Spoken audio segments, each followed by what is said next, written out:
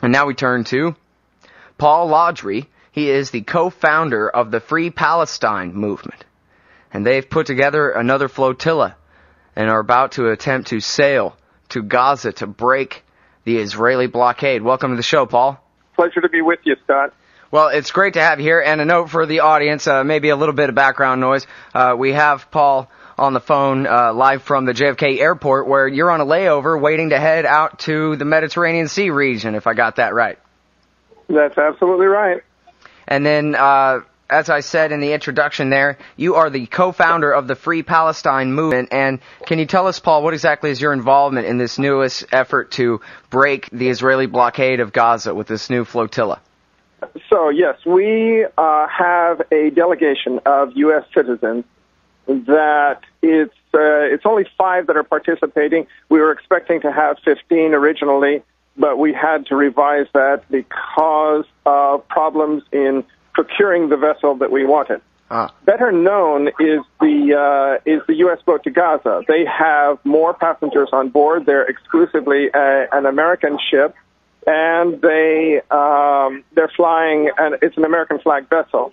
But we're participating in an international ship. That is to say, the ship represents multiple nations, and so they need a delegation of U.S. citizens as part of that, and so that's what we are. That's what we're doing. I see. Yeah. It's Anti-War Radio. I'm talking with Paul Larudee. He's co-founder of the Free Palestine movement. And now, how many people altogether on the different boats? In fact, how many different boats are involved in this latest flotilla effort, Paul? Well, even at this late date, it's difficult to give you a precise figure because some boats are running into difficulties with authorities, and we may yet run into difficulties. And at the same time, some boats are being in the process of coming in. So let's say probably between 8 and 10 boats will be in the flotilla. Mm-hmm. And now I read that you participated in the flotilla that broke the blockade back in 2008, and you also were a victim of the Israeli attack on the Mavi Marmara and associated ships a year ago. Could you tell us those stories briefly? Okay. Just a quick correction. I was not on the Mavi Marmara itself. Right. I was part of the flotilla, and yes, we were all attacked by Israeli soldiers. Fortunately, or unfortunately, the Mavi Marmara was the only place the only ship that sustained casualties, but treated rather, let's say, maybe in some cases brutally. As far as the first voyage into Gaza in 2008, there are about 5 of us who worked together in order to plan and create this, and of course, obviously, we grew over time, and we, to some extent, surprised ourselves with the success of getting into Gaza at that time. There were 2 small boats that we took in there, and it was successful in breaking the siege. And then there were 4 other successful voyages into Gaza with one ship, one small boat, relatively small. And then the Israeli invasion of Gaza took place in late 2008 and early 2009.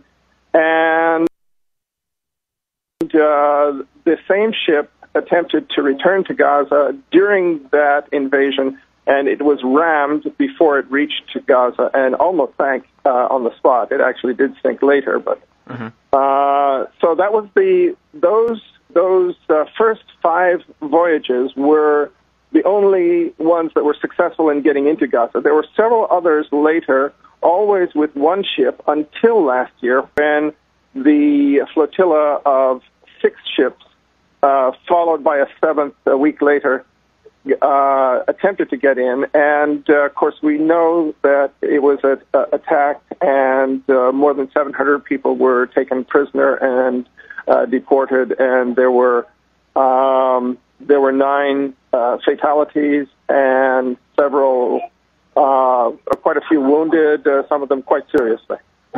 Well, I don't want to divert off the subject too much, but when you talk about the Mavi Marmara case and that entire flotilla and what happened there, I think it's worth at least giving you an opportunity to talk about the official story as it came out in the media for the first week and a half or so, and then really the way it seemed from this end was that by the time the truth started coming out, by the time the prisoners started being released and telling their side of the story, it was no longer an issue. But really, the exact opposite of the truth was delivered to the American people for a week straight on all the cable TV news, for example.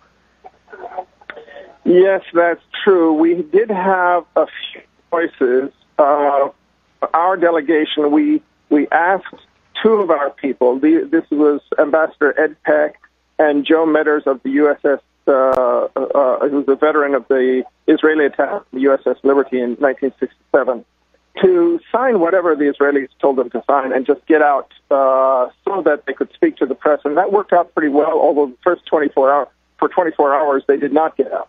But once they did, they were at least one voice that could be heard in contrast to the Israeli story. And then later, when we were all released, as you say, we were able to offer a different version, but by that time the story had died down and our voices didn't carry very far.